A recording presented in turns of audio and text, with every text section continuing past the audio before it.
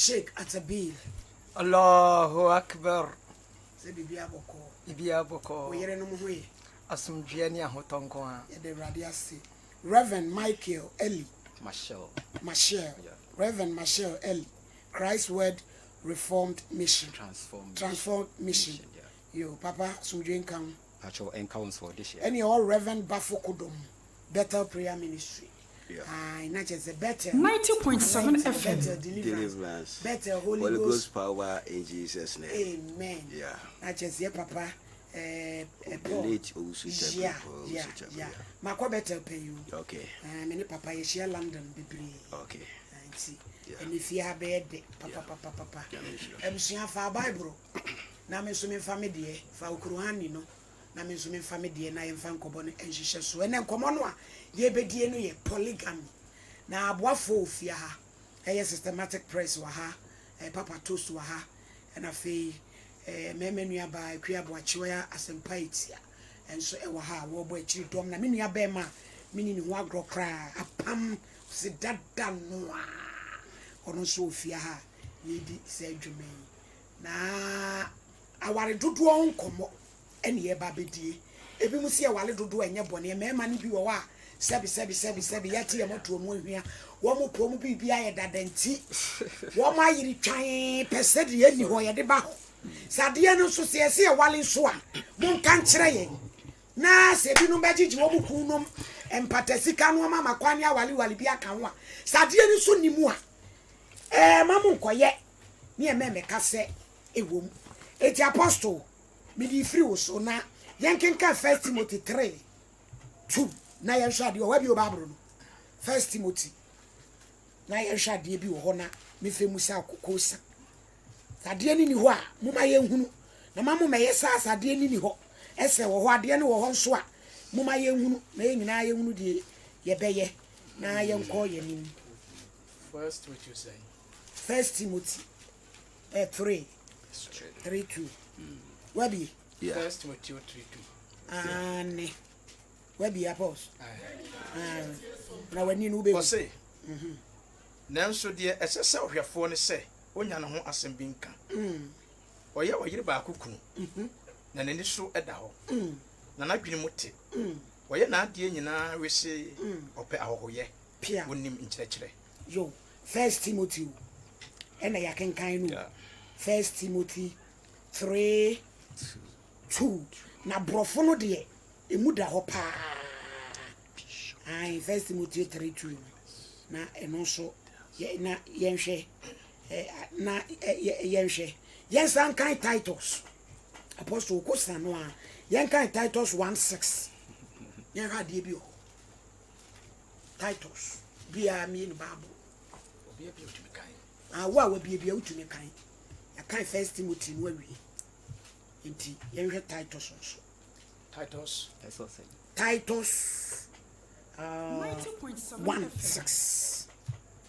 Titus 1:6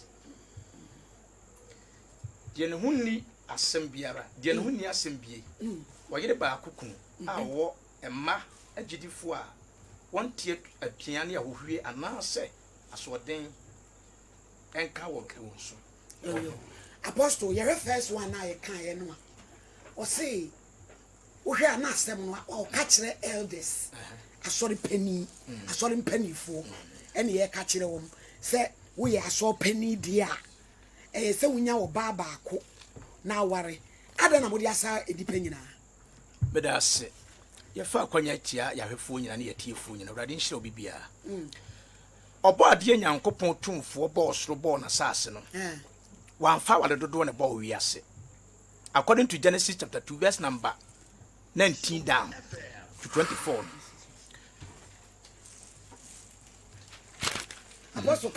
according to Genesis chapter 2 verse number 19 to 24 Bible say onyankopon e de form dot ye dwine wie mu noma ene asase so mmoa wo wie ni nyina wie ye no de ba nipa nche se wo ma wondin no hu se nipa nko ade oni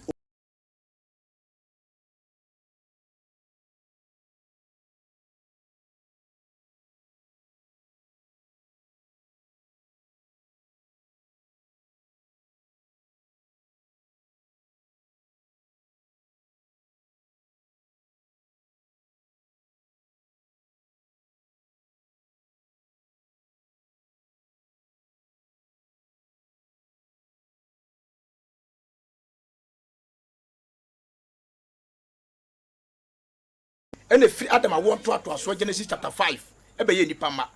nti according to Genesis chapter 6 ehɔ na Nyankopɔn ka sɛ ne nipa frase sɛ dɔɔso wɔ asase so no wo mama hunu Nyankopɔn mama se wɔn ho ofent wɔ hyase ware dodo sɛ de opɛ ne nyame ka sɛ esan so nipa ye senti me honhom tane pam kusi da nti ade ama nipa nkwa na so twa ebe 120 ne aba 70 no e ya ware dodo ekwa be so Genesis chapter 6 verse number 1 2 3 was in Nyankopɔn ma hunu nipa mama se wɔn ho ofent wɔ hyase ware Genesis say ya pam dada me kai ba say pam dada nso no tia ware dodo tie na me kyerɛ mu bai me kyerɛ masi asɛm so me kyerɛ se Nyankopɔn bɔ so bɔ na saase no wanfa ware dodo amonipa enipa so ɔden ne atenka bɔne akɔnɔ bɔne na dia wade dodo aba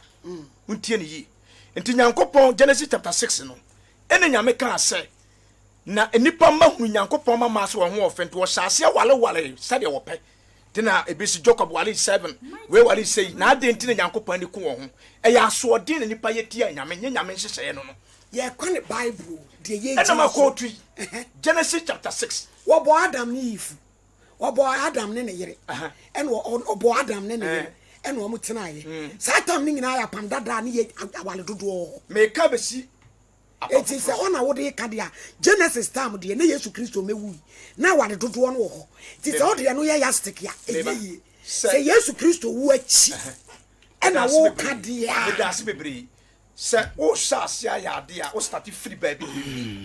man shase free Old Testament Old Testament Genesis no a Nyankopɔn bo Adam ni Eve ana omo ye baako no Satan no se na adifo no bebre nso no omo aware bebre ene na make sense Genesis chapter 6 se o papa ka kire o se ade we enye na wo dia soode kwa na papa ka kire o se esa no we ya waye nti se na nka pepasa me ya o menye na nka ni panyini che tie ni yi na nka ni panyini che binya na 169 years an wo wo samre na ni panyina sana yawu but nipa dia wale dodo start say ye wale dodo say ye pati nyame asem so atua eno na ma nyame ka say nyame Nyankopɔn ma hu nipa mama se wo ho ofeto start wale say ye wo pedodo na so ka nyame de wo wine ne bo nipa nti ho ene Nyankopɔn ka sa asem yo yenko Reverend Masha ho na ye hwade bi e wo 1 Timothy 3:12 ye hwade bi ho 3:12 Timothy 3:12 okay asafumu asomfo nya eyire no miako kununum eni won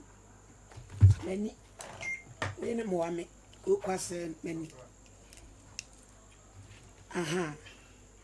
12 asafumu asomfo nya eyire no miako kununum eni won mani won ara fie su yi asafumu asomfo elders deacons obianya ne yire baako na tikaya from MST sa pam no ne papa to suru mo de so me ko mo fa bi anka no problem papa Masha asem ya kan yi woni me ya bi papa me da wase na me fa kwanya so achia yetiefu nyina ni awo ye kan yi anase ni awo ma yate ase yi eso me etwe wa adwen sania Apostle General etwe wa adwen e de call Genesis no me call Deuteronomy chapter number 17 okay verse number 17 mumie mame me de na ye brofo kan se ye betia okay Deuteronomy chapter number 17 verse number 17 and I read or say the king must not take many wives for himself because they will lead him away from the Lord. King. And so where do I hear? Tiwaji banya hinia. Wa wali bikan wadi na esi. Tie yes aneba. Yeah, yes tani. Good. O say ade bia ye no wo ye panyin wo fie. Wo ye obaatan. Ene ejatan na so mu wo fie na so sha se mo wo a. Ade bia ejane na eye no akola ne di kan ye dey esu efri na wofo ho it is a wo panyin na wo fie na wa wo ba na se wo oba na oba beto me papa obeto ma me na se nia me nya ye no na se wo kwa akoye a enye bra me kire wo enti wonni ho right say ni amenkyerɛ wo fie bia ni amemma wo niye no enko obi buchie eso enko gidi sa aduane ne bi e ma ne nya yie itimi ame ye ohene no me ame ye fie ni ti no na se menya esese wo a wo ye me ba no nso no esese wo ye bi say the Bible na papa ye de kasa dia de bia mo ka say Bible no kasa in parables parables no so nipa na kire mu yeah wo se ensese wo hene yes me so menya wo hene senior ma wo nyo wo hene ana obi nchi wo hene no so hene nwale na me ye from member na me fi se mi botom ye na metimi awale dodo a pe ya kenka de ya ye kenkan e de na si nipa no ho kwan ma menkyerɛ wade bi nia esi nipa ne ho kwan na me de kan ye no se wo ye from member a leader by example. Every good leader wo kyerɛ wo ma de no e wo sa wo ma ne hwa wo so na omudi wanamo echi se be ya bebia wo fa ya wo pa ye no wo ma no omudi we echi na wo so mu se papa du ha no go be kan leader we di wo bosu jam second yen san go de no me ho na wo ka se di pass ya 127 wo de jam eti nka wo pa ya nka wo pese wo kan se ayi a go be kan leaders ya yen hwa de Deuteronomy chapter number 21 verse 15. Or say suppose a man has 2 wives, but he loves one and not the other. They both, or say, and both have given him a son.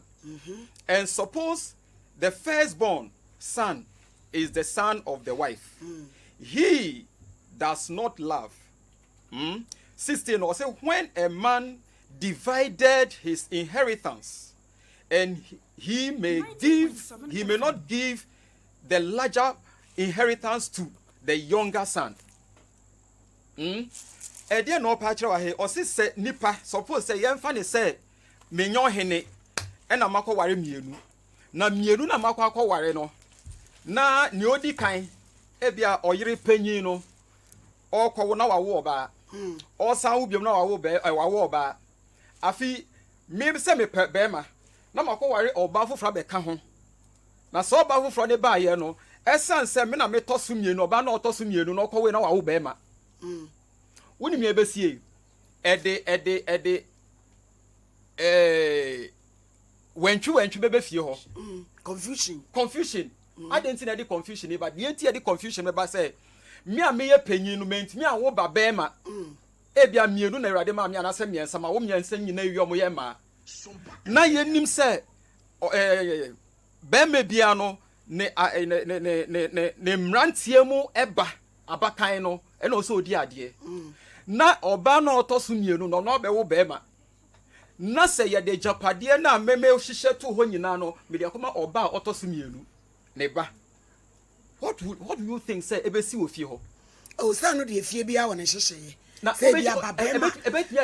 ma edi kind na say odi ade ti say wo ye yire pani no wanwo be ma na yire keto wo be ma odi ade a emfa bia ni wo wodim se manisa ebanisa na senka papa we Zanosia papa ya owo mama nko ya yes ni omukoka che Moses say we papa buatan na faji ene ka yemfa ma no but yen hyehyeye omuka ene so agi tum say e mama no etimi sisan Israel constitution wonim Awurade na ka kire Moses say nia ema ne kan ye no onhwe no nyem omo sanka Awurade anhye Moses say onhwe no nyem omo a nanka Moses su de mra ne beto aka say emra ne nkyesa emra ne say eye memma e na wo so mudi ade bennom say Awurade hye Moses nti pasho wo tie me ye pa Awurade na hye Moses eti say wan hye Moses anka Moses ode mra ne be adwuma say oh senia ye beto ye no emra mo lay down eto ho ne hihye ni nie enti wo say memma na wo so mudi ade na mo de emma no mo mata mo nuanu no mo ni ade na ebi nso mo so benam say Awurade hye ni nti no na wo say oye ede mamma no ene ma ni basa sankanya sanka emma no mo nyom chefa ye da se papa Marshal Reverend Kodro me do bete as a great Bible ni mienu no ha yenko shake ede na Quran kafa aware dodo ho wo say wo yire no mo nan wonderful achekora that's 20 years ago tu be sa awade bi aka Dabi Nemom ye cheme wo hakora mitimeje 100 Edia na Quran kafa aware dodo ho. Yo tie de Nyankopon kafa aware dodo ho. Na mfitiase no munyina munim se Nyankopon wa monipa so o meye hwe wasase so agese nyamesom nti. Wase wa ma khalaqtul jinna wal insa illa liyabudun. Nyamesom ne de nyamesom ene sutie aye yedema obo ade no. Eno nti asem bia Nyankopon kan no ko no ena ese ye ma no eba so na ye nso ye na asem patre wo ye na nka wo hwe wo nua se wonye entitie de Nyankopon eka wose wa ma khalaqtul jinna wal insa illa liyabudun ma moni paso me yahwe agese nyamsumti ena tia ha de Nyankopon hye fankihu ma taba lakum minan nisa wose munware nisa yakase nisa na chese plura e ma dodo e chese munware ma dodo Tingu ma ne so mfro mo fankihu ma taba lakum minan nisa matna wa thulatha wa ruba osum betmi afa 2 betmi afa 3 betmi afa 4 pe wa ho oden any pe situation no call for that the situation demands for that sabi we ya papa no bia ya akwaje ahafo kwaye ne de eka ka ho a na so du oba ba ko a madam fu mu kokko no munnua ma ne nso ene oba na wu agya wo wale ma ne de o mo ye adwuma akodi mipa chotie oba onye be ma saso boafo yo ye adwuma na ire saso boafo ye ba kokko me pa cho ya si wo yo saso boafo we ye kuani a wo yire so aso ye kuani we ye teacher ni a wo yire aso ye adwuma no na wo ye ene wo bepoa wo mo eti na aso wo koye Debi oba baboa who pe statement ya wo ka say kokko na chesa mo de mo boa ma na ko ko gina mo ne make business ne de ka ho so etu be hu papa wa fefefe ya ye na ifro awure kama eni na nsa wo be hu na akoda ne bibie ho me pa cho wo mo je juma me pa cho he de wo kan shake so to speak you ye ko sire mu a ba ma boko fie ba say 500 a day na so oba 100 ya madam fo menka say injustify shechei ehoni ya wo no ba be sie nyina wiam mo ko 100 edra na jo wasa akwati asini so yensi ho me pese woti ase se Nyankopon se ye nware enti eye command enti ase ye ware ehona ababusa se adenti Nyankopon pese ye nware the secret in our dear no and say nyamsomfo be doso and say enyansafo be doso Solomon won say wo koto won anoma na say Solomon ye nyansani e wo wiase a ono ni nyansafo e wo wiase a na ye no osaka say ni mani na ye vanity Solomon no awde de be ya stick no wo wale ye na ne prafo be brebe fa amenya Solomon na be no problem ho be Solomon my Solomon say Abraham wo ye nyame no o ka say ni mani na evangelism vanity ka eno so wo wiase hwe Christian fo mu asofofo ebi ni pastor say tetete ano Abraham nti hwe enkramofo ebi ni me Sheikh Mubarak ani Sheikh fo ni malam fo ni alaji fo ni de keka enti adepa esa doso wo wiase Nyankopon wo ye papa me ni ji adepa ho yo mami musu asem sa awale dodo no ya mutimi wale nan no Quran no ewom se wontumi hwe wo mu nyina pepepe dia ene enkonti mutumi ye wo mu nyina asede de Nyankopon pepepe wase wala taqtulu awladakum khashyatan imrak nahnu narzuquhum wa iyyakum wase do not kill your children for fear of wants. Mamun kumuma enam se musuro hianti. Esan se enkwada no me na me hwe wonom ena bia somoso. Let us enkwada no dia blessing. Entina Jesus ka se mumma mo fra no kwan. No mra me nche na wenum sa ena osoro ahemaye wo mo dia. Na true aware no ena enkwada no beja. Enkwada no di on beba se mo wo so wom. Wo sheche ya otu ewu wo so enti nkura ne de mo wo so ne de mo beba de mi busa ne se de Quran pen ne se mo be hwe o mo nyina pepepe na wunye enyimu enti sa asudie no wo betimi ahwe o mo nyina pepepe sheche ye gina nyame animu e pa cho wo timi hwe o mo nyina pepepe e ma nan ti asembi wo Bible ni Quran mo he enye yen ahoden ye airport ene be ma nyankopon agye ani o na humobro nyankopon humobro make effort wodi akoma no ye niye wutiri no ye niye enkanche no action are going to be judged by the intention me ba mudi for because we timi nya say me ba say me ka kire wo say oso abafo nko a ene ono say de nyankopon abono no o unchangeable ba wo kura ni ti sane de be ya juma de a be sunsom ne pe so ti nyankopon be hwe de sunsom ne pe ene wo de agyagie ye ni o man propose but nyankopon ono no hwe e ma no wo de tu anambon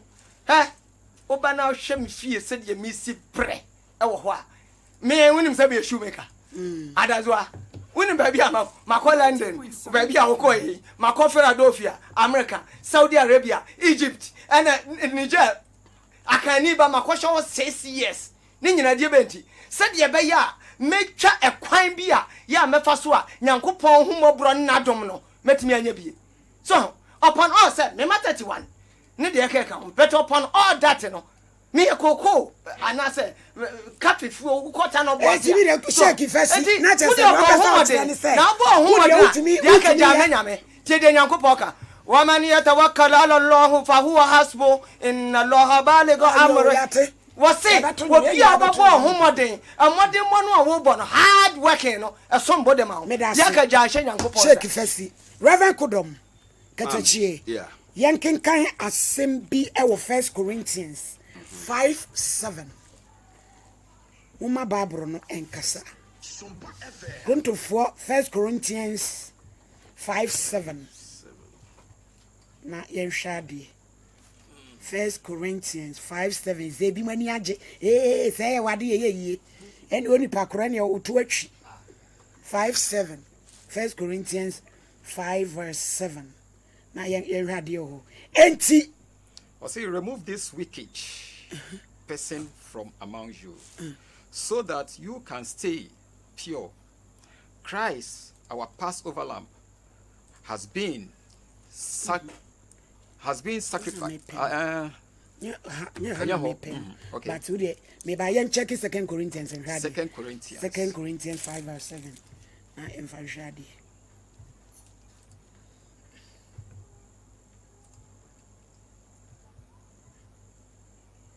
Hey, awale dodo. Tu betimi ahwe mai nyina. Anya no odi ye koye nim no ano. Ye be mehunu sa quotation na mepem. Eja kodom we. Masori ba. Say no. Pe de Quran e kan se mo de mutimi efro ma no. Dodo bi wo mo pe. Na omo koro ha no ane se. Wo be fa wom na utumi hwe wo nyina pepepe de nko ba hye se ende nyame moburu hunu. Edie na tro no. Jenso yen e Christopher na dia na tro no e ka fa polygamy. Yeah, medas mame. Ya be ma atiefu nyina akwa aba e dwumadie eso.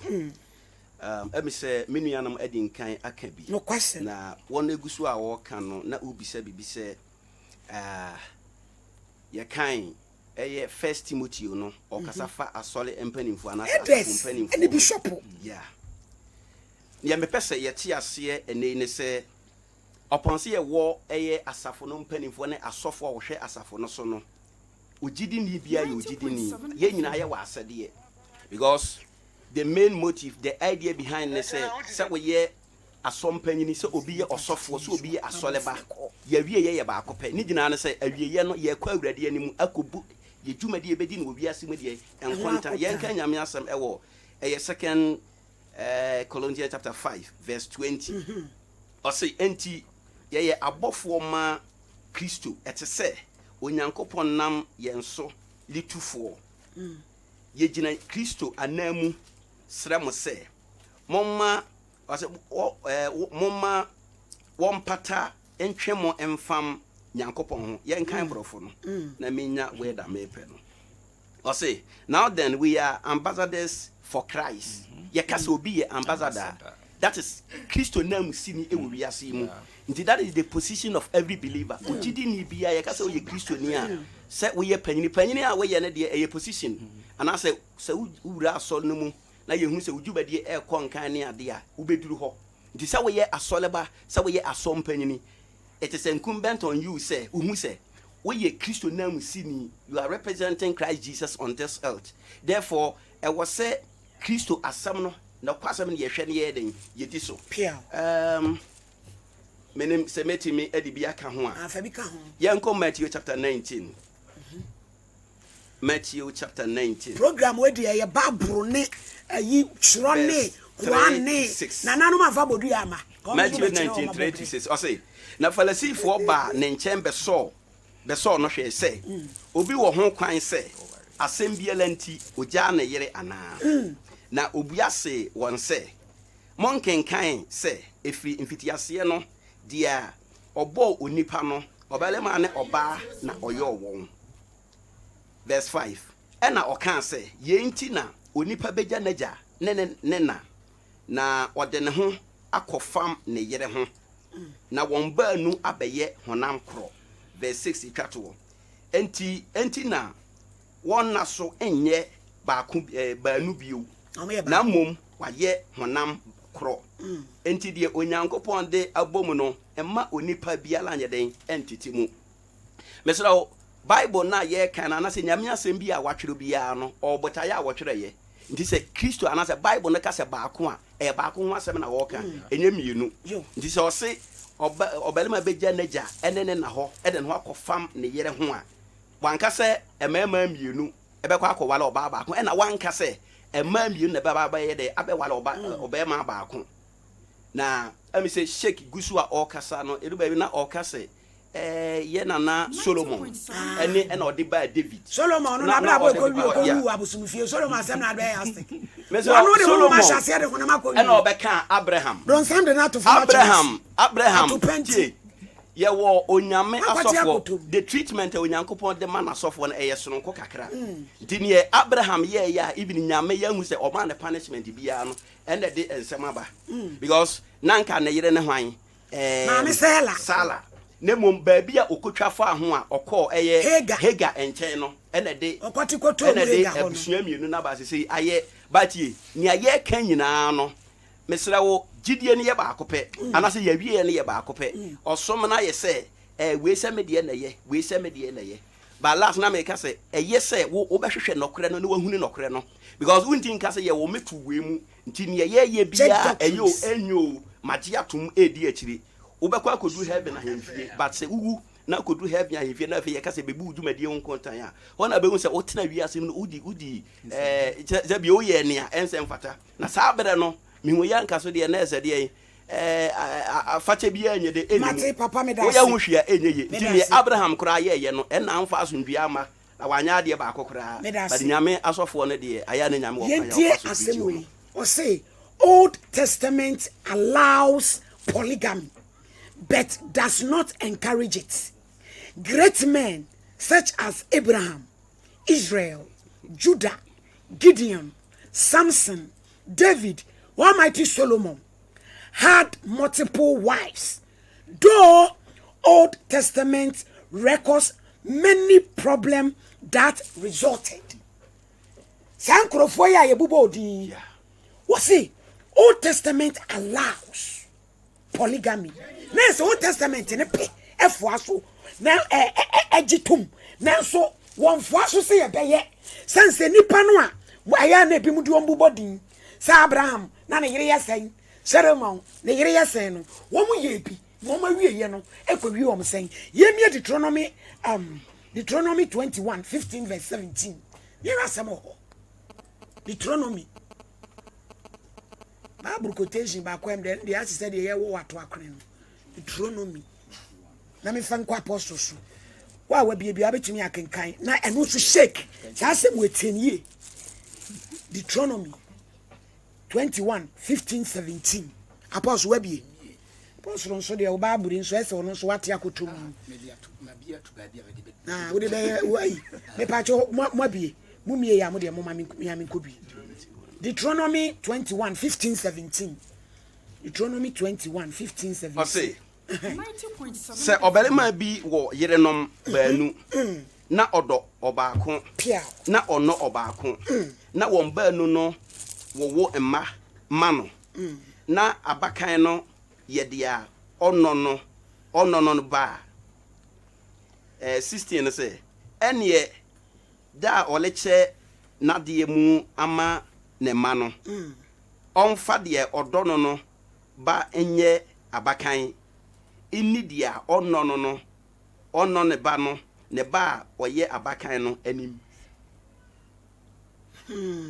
okay onfa no insana ho medi nani na be yeden oni patumi ene ema mienu atena obedo omu mienu nyina shechei me ba oso yanko surafo Quran surafo and Nisa 2:3 kai ma ho mame kai وإن خفتم ألا تقسطوا كما فانكحوا ما طاب لكم من النساء مثنى وثلاث ورباع نيانكو سي ناسه منسرو so munsuro ana musuro samba ya pepeyo a munsuro dia nya momfa na se musuro a nya momfa baako the short no so atina ye ka se shake na se wayiri kokoa se yetimi fa wose ye mfa ade bia efe bia no se ye fa na ye toa ne ma so but Quran surah 4 An-Nisa 2:3 asem wa walking yesu se na isade no ebede no watumi afa e ma nan ado mu nyina pepepe shake aha technically aho Bible no koland the technical bia ni mo the Quran ika the Bible no ka Christians for be catch us quotation bi nyame anka wakoma ma wakwankyira wonti ase sa na ye die no so hwe tie Christian for ebe catch us say nyame am wakwankyira nye quotations nyina na abeti ase ye die no so wo hia elim HSN knowledge me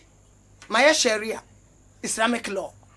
until me chere ade mu kakra a chere wo aha no nye obia na te ase literary on say nyankopon se so mbetimi ado mu nyina na wono aka se wallan taadilu na muntimi ayade a eye no kure wo bie ni ho ene ka aye nyame so wo se 100% French ni be ka se 100% we 100% right obie ni ho oni nyankopon ko a enna so abofo abo no enti aha no ye be kire wase ye sharia fo ye be kire wase se don't be deliberately say asema sidie mepe no but mama me fa emfato ho bi nkire mo makoware ebia esremuni na makoware asanteni na mesi ko andi oka ye nti papa yonti matonwe ntoma ama santeni tim ko tonwe ntoma ama esremuni no enya bodamsem esremuni ono ode ntoma ye de ena wonso wanya sebi wadwene ketua bi fia bi a wonsua sharia nti wo beka se se kameto ntoma ma we ma ntom ntoma ma we ma yesisie enti ho no age se ye ne ya ne be kire omu edase one intentionally sabi at intonie ne de ekeka even stress school aye adwuma so obi na dwene yema no nam de na fa science or ye medicine no obi nso na dwene nyama no nam de na fa misra mu ka magazine no osu adwuma na say maami we ba de me ma na ko school na we de madamfo justice ne say mama wo ye adwuma adwuma no say be ye ne say nye nyankopon yedase 1 Corinthians 7 na de me twere no ho de eyema onipa se onfa ne ho ka oba 2 na dwamamu nti obarima bi anya ono ara ne yere na oba biara nya ono ara ne ku apostle mo so say ti wa utifie na wo ye say wale na ne e dese na ese na ate atom Bible na e kasa no mitimu biem 1 Corinthians 7 na de mo twere aya no ho de eyema onipa se onfa ne ho nka oba Paul nso ha no em se ono so no anyi asata em se no ono so abubu atopani bia ate atomu ama no na adwamamo nti obarima bi anya ono ara ne yere na oba biara nya ono ara ne kunu okunu ma oyere nea ese na oyere nso ma okunu Sara 1 apostle ohene me da se bebre awrade nhiraw ai ewe se enu ntina obisa me question di kan me start from Genesis chapter 2 the bar 19 the bar 24 na me say ba Genesis chapter 6 once Matthew chapter 19 verse number 35 no a me nua yi kan ye no o kan say de obo nipa no oba ne beema e na obo once Yesu aba confirm sanity enti awale dodo enye Nyankopon ne hya awale dodo e nipa tenka bone yakono ntraso ebra Solomon according to 1 Kings chapter 3 Solomon si asoro da ma Nyankopon nyina na ne yere ye ba akopɛ eye falo baba na ne wo wale no eno na ma Nyankopon nya akwanya timi Solomon kasa ya obi sa nyansa fura wurade nkyɛn entie ne yi but 1 Kings chapter 11 e ho no Solomon ma na yere no started say e dos nti ho na ne nsem bi started say enfrafra wo close mfo ahoɔden mama edu ba bi a wo so ankasa wo yere wa 700 mpra for 300 na wie ye ko wie na bosumfie enti ya kai awale dodo no ya nhwe de betimi de akɔ wie onipa na me de me kyerɛ konkon ne kura me ne Paul nkyerɛ 1 Corinthians chapter 7 verse 1 wosenka eyam onipa so wonfa ne ho nka oba na so adwamamo nti obi anya nso ne yede ba akɔpa ahotiem se man ye mienu a o start ye daadaafo onka no korɛ dem ma bia no betimi awale mba obedo wo nyina bomple kopɛ obekwa akɔdɔ sekan wan no a waba na kyɛn sɛ yɛkɔ sɛ be yenuanom kramofuo mu a no mo hyehyɛ ma ne bebre hu na ma ne pa wo kunu de boa wa me wo ma ware nsia nso me yere no me bɔ madwuma ba wo 30 50 but bisa sɛ ma no binom sum every say no to so 5 no niema o de manya bi no de ma first wine no ne ho afono no nti ye bone e halam etia Islamic so pati ase nti awale dodo de Nyankopon pɛ nyame bɔ ba na bɔ ba ma nti Solomon awale dodo ba no ena tena hwe ase ebre no nti ye bedi no korɛ ne ahwe nyame ahini a ene ye nware yede ba akopɛ ne yakoma nyina fa ako fi se film ye no kɔ no eye na ada yeda se papa Masha Yes my dear. adia ewebre ye Christopher mpese ye betene se ye wade nyina ho kwan na so nye nyina ne fatai etimi ye Kristoni but say ye jame na me remensa me bo madwaman me ye me niema nyina sa word me ye wade nyina ho kwan nye nyina ne fatai de Christopher mpe na se ma na aka no asempeti amono a se so omo so omo nwale ye na wo maka no a population census no aya ye no so kire se ma no aka no sa no omo so be ye itotofo bi anyame na she da bo omo se wo de omo wade ana wo no ha na be wa wo mada wo dum ho no so mo hwe ho na ye nkɔ baaburu no mo maye se ma na aka no wo de omo ye itotofo anyame aye omo sa na papa Masha okosa Papa me da say mesre so be bie Malachi chapter number 2 amame. okay Malachi chapter number 2 14 to 15 na yen sha bie bi wo ho pa cho be pese be kan twi na amame yo Malachi Old Testament last last to Matthew.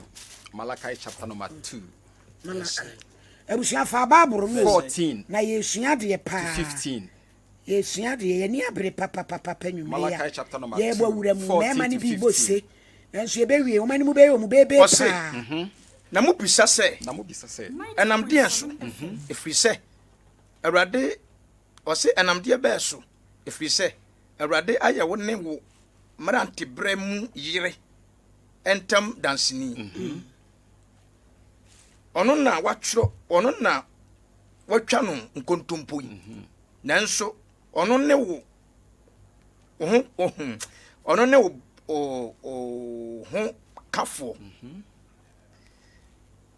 ne wa pam yire eno enye baako na Onyankopon yeye wow ema mu yes na edie ntra na edie ya poso ye nyini si ye nyini onyina fa hwehwe edie ntra ni wati atomu asofu pani wati amu wati atomu afease e wodi edie kwa ntra ko se ba time obe edie ntra se mo be wo ma ayere anyamsuro wo mu aposo wadi eni mu anaho ma yenkenkan fofu papa me yenko Malachi say Malachi chapter number 2 Malachi say chapter 2 fun ne so ko bia na no so no so ati akotomu wa frizi nti Malachi chapter papa hwema verse 14 and 15 muso na Mike na mu bisa se wow enam de enso efri se awurade ayewo ne wo mrante bremu yere ntemu dansini ono na watwa no nkontompo nanso ono ne wo hokafo ne wapam yere no 15 enye baako na onyankopon ye mu wo ne honhom mu na edian intira se mobewo mma a nyamesuro wo mu enti monhwe mo ho yie mo honhom na wase na ntwa wo mrante bere mu yire nkontompo. Amen. Obapa. So utie akenkan sem ne a me Gyedie kire me na. Senia yaksha asiri Genesis eba no. Nyankopon a obo yen enwene ye home nkwa home gu ye mu no. Na oma ye sesuboafo oma ye ba akopɛ 1 or say 1 + 1 eye 1. Senia erade ehu ne mass calculation e hwe ye no hu say 1 + 1 eye 1 + 1 instead of say be 2 no or say 1. It o kan ye mienu ebomu ma ye be ye hu number ako. Hunhum ba ako. Gyedie ba ako. Till the moment ayenya sa ba ako yo no ewo atiasefo asase so no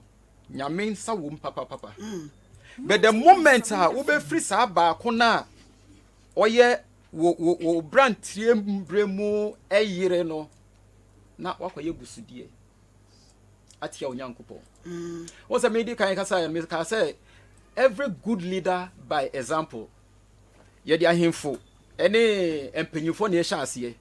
before say nipa ne ba be ye panyini no we mfiti sofo na mfiti prekupe no be ye sofo ohene na mfiti prekupe no be ye ohene pasho mutie miye pa good obeye asoreba ehye ne sofo ase ema sofo tete no na ne sofo anware mienu miensa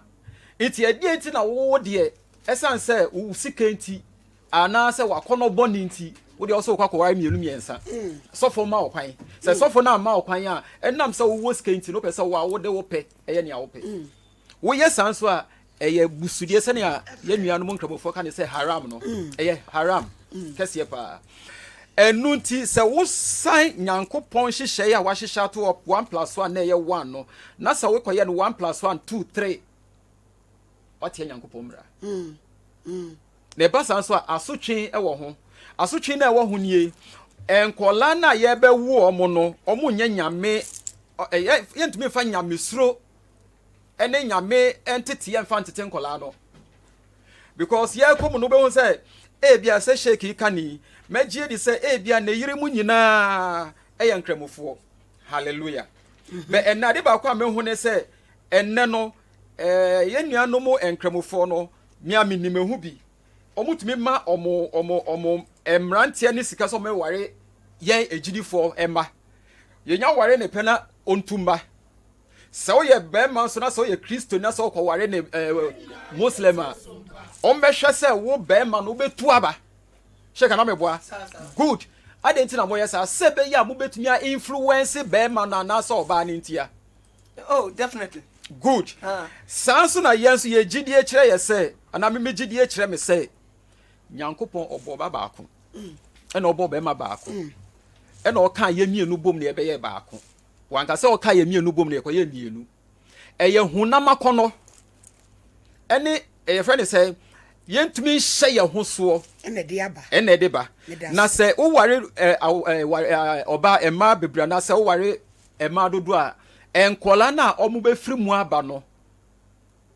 ede sunsunso kase a enye papa yo ebebra wankasa se enye wasitire mu anasa wote nkwam a wuwuo echi no there will be a great division among your own children. Amen. Papa kodom yeah mama yes ye Christopher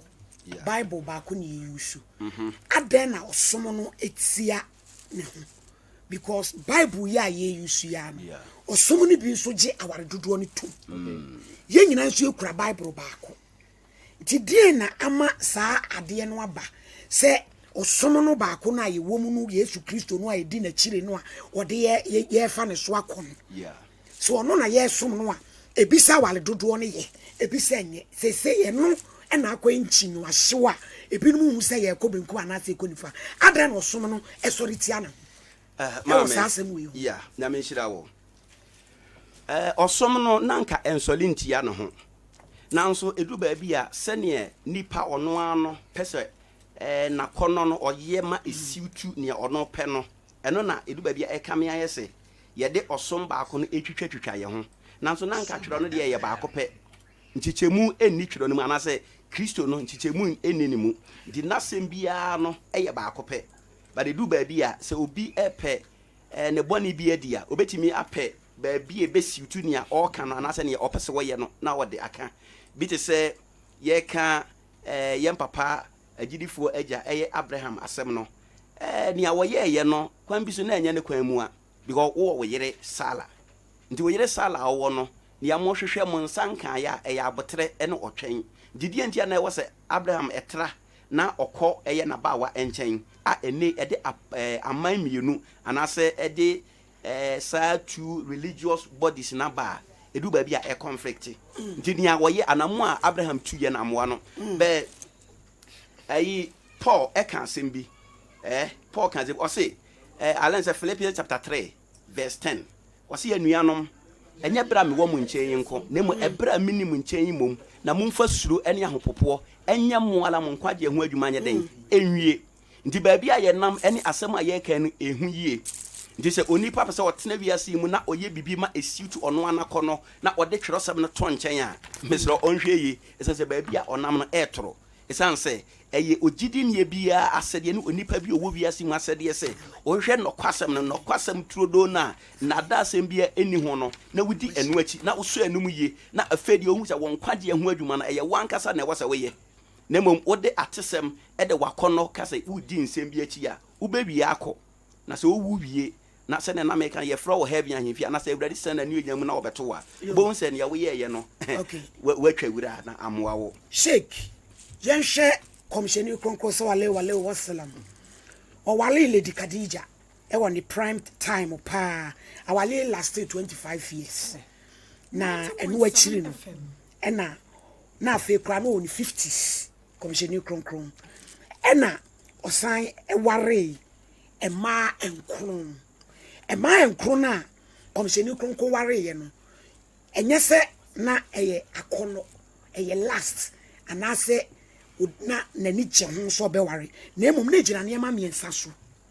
humanitarian grounds, political grounds and a social religious grounds. Some may or wali ye nyina so no mo ye a middle age ma agise memuna baba harif enkoa sheik komsheni kronkron ware na kramofo Quran mamu kwan samo ware ma dodo sen de komsheni kronkron ye wono no kora na odi gina bibi so se humanitarian grounds say ehumobro bi a odi ebu anipa ena de to so mienu political no na political na me ntia de kora no odi ma na ye politics ena social religious grounds ena wale sa man kono nti se no mono awale no say na sesa mo wale any grounds ya komsheni kronko so wale wasala ogira so wale yi medase adazoa enyam ngwa se yafio hejia mekupa enyam ngwa because what treat no right the oka ye nyina sa na som no enim no na mo point for short correction okoncheni ware edu baako anya enkono ware edu baako na miensa no de perfectly they also want to asem be kire wase say what she scholar politically democratic era any woman anamboa you say majority carries the vote medase so ento konhwani waka wo se mware dodo se de be ya atamuada Jesus senkofo achidifo di nachi sana konhwani bia na achidifo di nachi na me de mo be chen achidifo ni nyina ampanso Israel may grow papa e grow papa yamfa honto into political no machira wase ena social menua ubusa economist enye se diminish return say fuo ketewa bi wa no ka no akɔfa 20 labors agumu a on de om de sika no betwetwe om na say am papa obi aso aye adwuma akomam ene adwempa mu a obia economists beka kire say more hands more productivities. That's what the production. Yes, same jimu. Many are there be product men can kwalo. No, and you my produce no. Say when him say we are say China. China. One would do so nyina di mu na bia ka no mo dia bre. Okoto mo a wo pe China mo. Look at the Indians. One more intelligent. Say doctors. You fry ministers, so to speak. You fry sheikhs. Ne dia ka kidney transplanting ne de ne kwa hene ya de ne kwa Indian wo mu wododo etu wo mu hwe Nyankopon na dom se enipa wo habia brilliant Ephraim enti the obusa no humanitarian one ne first ade bia enipa wo ye bia ye no enipa yonti hwe busa wono mu a statistics no man ka emadodo wo wi asenkyere ho si e chama ba ma bia afa 4 kro bi besaka. I'm putting it to you need to google even you hwe Ghana ha so population census no ya hwe dodo a ya wo mo do so pa na wo ware ba akopɛ me ware ba akopɛ ebi nso kura de se ye nware kura me nua ebesi dan ene wo mo aka no wo mo nkɔbɔdwaman wo yo sofo nso sɔre a wo se ahya wonye no no what wa wanyu obi anware wonye dan ana biologically enipa wo here access wo here homeje because sex ma homeje ma ahoto yeah wo fa yiri wi aya hwe aso wanom vitamin volume what and what now you will free asem Nyankopon ka say monwo enore na do baba ko betumi out 12 obaba ko ana mu ye wicked obaba ko na akoma na adore te sampo anu anu no Islam ya ma me no tete enye ne na ma no aphrodisia na ma ho ode so ate a ye na nanom no o sa mahogany num ni ade no mutu ye hwade bi wa Quran me pacho Quran 4:3 Quran yankan anase Quran 4:129 ye hwade bi o check bi na kama ye me pacho asam no obonta fanse sai me wona ukura na fa Quran anama but o kan me Dimitri mbaba Quran 4:3 asam ni 3 ne sai me pacho asam ni 3 ni ho makotu amount wo me ba me kura me Bible wona o di free Quran try ye buy enti die ben na wo ho no dia wo kan the noble prophet of Islam also practiced polygamy but looking at the evidence one can understand that there were social, political, religious reasons behind his marriages and as long as he was in prime time of his youth he only had one wife Khadija me pacho mumu yenti asem ba ko Nyankopon se wa abuda rabbaka hatta yatiyaka liyaqin wase nyamesom no anu nti obo wo no gina mu saa kwapem so owu beba befa nyamesom mu retire anymore retirement pension ni mo enti okonsheni Muhammad sallallahu alaihi wasallam wono was starting konsheni kura no 40 years so and na ma me ka kire okra Abraham kra o fa yire mienu no wasai enti humanitarian grounds no at way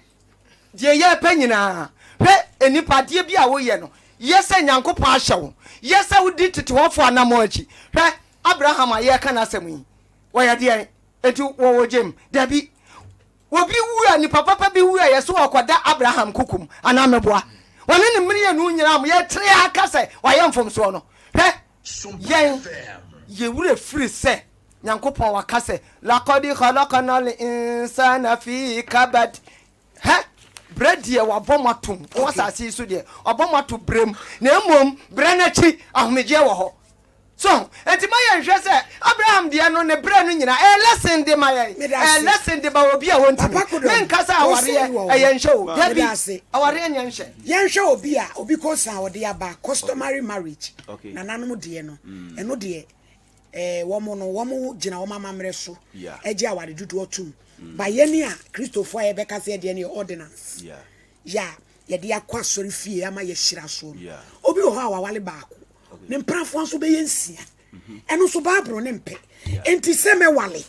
na mefa ma ba me ensa de aka won no me no mo twem plan ene me wale preko na me nya ne ho ade eno no mom no nkanye but I say me say na me can and I say me make it point be say so osoma yesom no so yete ase no correct ni enti ayese ye kwa asole no yete ase say yete osoma yesom na ase na me can say Philippians chapter 2 verse 12 and 13 and I say verse 12 na Paul can say anuanam anya se me wo mo nchen yinko na mo ebra mini mo nchen mum na mo mfa suro ni ahopopo anya de enye moala mo nkwaje ho adwuma enwie so eye makono nti na me pese me ye bibi ma esiw to me da bi awurade nje adwamamon entomu no correct nti se me se me ye Kristo ni na se me te osom na me som no ne me de me ho awuram se me te ase de a ene ye wo se me bombade emie mani na me hye me ho so nti Paul said yen na de na betete me ne de yen Kristo do yi demu eya ahohia na ahokyere de yen ota nti ade bia ni we wose etete ye ne Kristo do mu because obi etena Kristo mu na wose mintimi entena oba ba ako ho enu nti iste se me kwa akọ ba adwaman na me kọwale ebi aka ho a on kai se oni Kristo do no emu aye den etete because osoma yesum ni nyina na wie ye ne se ye kwa akopie awurade nyankopon anim ama ye bu ye ndwumade ho de enkontan nti se obi tena ha na so be wale dodo a opa eni awurade asam na enko ba madi nkan ya make point bi se asofo treatment no aya na eyesonko kakra wona asam no ye ntimi nka because awurade edi amase asofo no de ye ntimi nka wo ho asam eni nti na no Miliam ene eye ni nua Elon okase ti ya eye Moses but ye hu se kwata eduru hwan Miliam but because na because no so dem no worry nkwada ukoka ese osofo de nka na semtie no one time ewo ho but yemra the humanitarian grounds nya Abraham ye na ye kan se okofa eye na bawa ene ne wo ye no ede nsem bebiraba na amwa eneyi ama osom no emu acheche bi na nka nipa nyina ye baako na nka osom no ye baako ba ne oye ye no ema osom no emu ache ene we se medie na ye we su se medie na ye by kai say a Christopher ye ngidie ne say Kristo Yesu ono ne ye ultimate go aye den ye hwe no nti se obi ankodi Kristo Yesu achi a agidifo ye a Christopher ye ngidie ne se de se nipa ne eni nkwaje ye nti Kristo Yesu se de mene okwan no na okre ne nkwa obi emma agya ne tagye se hwan onam Kristo Yesu me so but ene ye we nuanum kramofo a onso gidi se gise obi enam eye Muhammad so asana watimi akọ Nyankopon nchen nti ama aye nsem bebre but eno no nye ne yesese ye de tu ye ho ebra wo da so wo asase se me wale na metwempra e wo me yirachi na ne me wale bia ka ho mama entrasum as a believer you must reach the perfection of Christ Jesus. O Kristo ni bia no baabi a ye hwese ye beduru ne se e was at a point in time as ye duru baabi ye wie peye esase ye se Kristo nti Kristo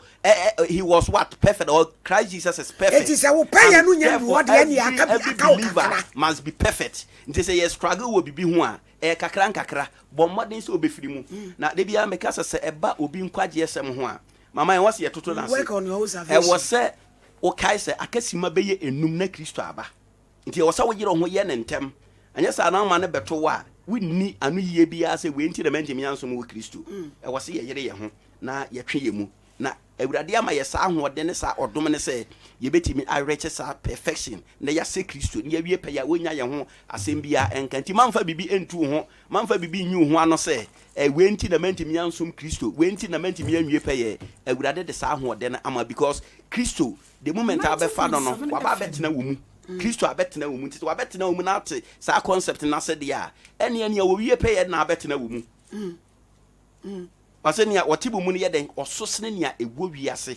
ale 1 John chapter 4 verse 4 nia otimu mu no wo ye den ososene nia ewo wiase nti Kristo Yesu na ti wo mu nti ama wo nia ati wo mu no ososene nia ewo wiase nti bone bia ewo wiase mu no ososene no bese wo nhunu ne sa kwan no so a obey live life anyhow but at the end of the day na temwo bi so da ho a etwenwo for atemo bi da ho a etwenwo Reverend Bafo Kudom Bethel Prayer Ministry International and I would say nka no efie ha ye hye sa adwumadie we one prepare now ba ube jiwe ni so papa zan say ya we dare pa na ya prepare pa na ya topics no am say ada ya be ya subon de ne esuru ha betu say bi mu so ogbo no dem ana ye bi mu so say ogbo ne Jordan mu ana nti e be hwe say nyina be ko Jordan mu akogbo say nso ye be ni den o ye be wurem ho na we ye SW Life Industries for and the Life P Mixture no e de aba edu papa eboama soja fo ni pedua ntumi nya hoden na etumi akoatia wo BP esichire agi umoja abosu se tam oni pedua ni mututu beni sensation ya na ho hyehyew edrei ebetumi etu ase de amawo na afei nompem ya wo ya almighty gonorrhea eno so age emani mema eja pade aboso ya wo pam no ba bi ya empam a edroi eyekejua life P capsules no ebeboa osisi yade na boama wanimu atete lai wrinkles ni nyina eyifri ho ema ho to kra na wobenya bi ewo eye ebibrem heba daddy Sam Dumase Elder Pia Nkwaben Chairman Gabriel Dumase Gyedie enafe gaga sigengen asemo nkwansa ai nyina se ehon so omuna samwa ewa kurupon eduaje chemicals all station Mandela Phones yeni Sekoura Bank enedi enhwe McB chemical shop yeni yewo eye Benji eni Big Joe ntem wa enafe Ras Bobington and also VR animu wa Mr. Kumsen and St. Teresa's Road me pacho ubetimi apusu ona homen 0551 880 918 Bojibo Ventures ena every osi mobile money any sim registration ni nyina wo yebi Airtel Tigo Voda Cash MTN nyina wo yebi ewo ho ena fe pese ubie accounts so a bank we say Fidelity Ecobank Access Bank Car Bank FBN ni nyina no ubetimi so a deposit ewo ho a akọ kama Bojibo oye agents e de my issue G money any ZPay na fe oton online application de ma College of Education ni university awdo ni nyina wo sign eton SIM card ene transfer ni duduom ene ne maako na wo ye free services bi e de ma say free education mobile money any home network free education ema data any call bundles ye won kransa ye ben o market abronsanim off Ejra Road ye ni NDC office no eni die no hwe free Bojibo Ventures e was 0248 089 463 055 55 55 551 and no say 055 55 55 551 Ajira Bojibo Ventures Article Home Stores na ye didwa bia bi alatafo dwa say ye fridge TV standing fan ceiling fan gas stove cylinder home theaters ni hoovers eno de eno ne wo so afa mo be na wo pe ubenya mu bia bibro nya yi bebe ya nyanka ne akunafo yi bedidie yi bomoden aso obekọ Article Home Stores no akotobi na wo de abeya adoye onu osuru nyankropon ahira wo ye wo tea tomato sardines mackerels ni nyina provisions ni bia ena fe ye ton solo machines de ma spraying a wo ma de epiti enfuo so o say tuatua wo tam so a na waje asem bia ni wo na mfidi ade bo yi asen so ye de bi ema han ye wo enkransa old magazine atekoano ehene abronsan ni mu kwa bomodian so obefre 0243 629 295 na onso kona koje odie ye moto ni se to ne factory price Article Home Stores no no onso betimi de waja ton de no aba ya to ye bo ase ene ya chire mu pa amebo ada ho hyane so ebeka sinme dunum ne asori ebebe ya homa no atum na so do adwenche no ase misa no aba ye line ni 0598 994 994 Apostle na chese Old Testament Old Testament ene ma kwan Gideon Abraham Almighty Solomon no mo ware ye saa time na Yesu Kristo mai saa time na yedi emoa moja agyankuku mronoma enom na yedi yi nipa bone ebra Yesu Kristo bewu ya ni moja no eso foma ntomadan mu teye ma yenom yetumi ko kronkrum bia no kane enu sesa niema we nyina no keto atwa ebi ni hobi adan ne yeda so gi ho akyinye e wa wale dodo ho asa Kristofo bedas radinshina bebre for question ya ne modu radinshina pa we kire so wa wede watwuro no mu de wo nyina na se Paul nim se we besi nti Paul kan ho asam to ho aya 1 Corinthians chapter 15 verse number 32 33 34 o se okon me ne mku wa fiso no se eye emfaso se eye okon kwa ka ye memfaso ban ana se Kristo ngu no san so re bi ka emfaso ban o wie no ba 33 no hwe mo obi na adam na nkomobone se brapa muntimani ye ne ma anya bone firi se